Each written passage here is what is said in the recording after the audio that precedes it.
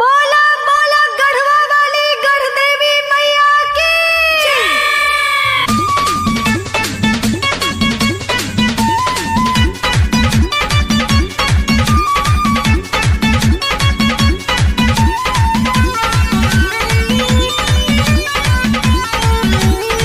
असो कैसे होई पुजाई सैया बस गनी बहरा में जाई। असो कैसे होई पुजाई सैया बस गनी बहरा में जाई। के लाई सामने असो कीन के अरे कीन के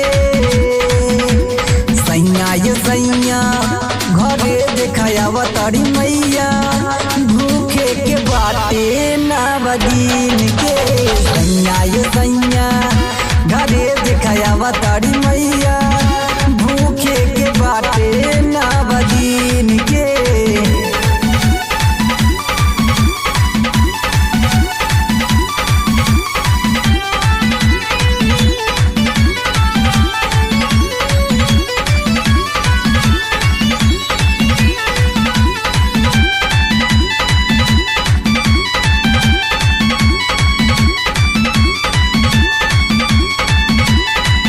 गाड़ी धाला न हो देर करा न हो लागे वाला बनौने के से जान बता बुझा तनी करा तू ना जानी लेला छुट्टी के तू परमिशन। ए जी सुन तारा गाड़ी धाला न हो देर करा न हो लागे वाला बनौने के से जान बात बुझा तनी करा तू ना जानी लेला छुट्टी के तू परमिशन।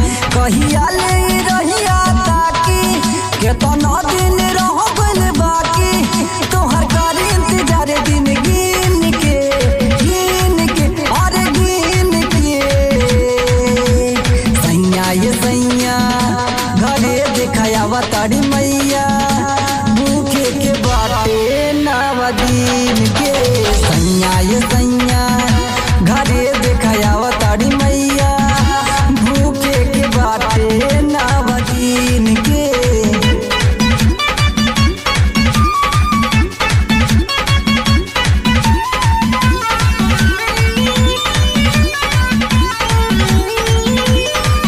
नवरात्र के रात रह सैया तू सती है मनवा में बाटे ललता।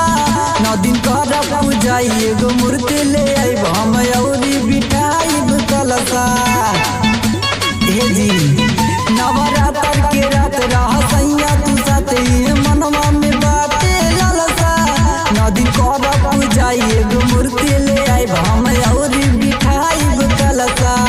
सुनाए हो तने ही सजनवा गावे आजा माई के भजनवा देखया महीना कुआर के।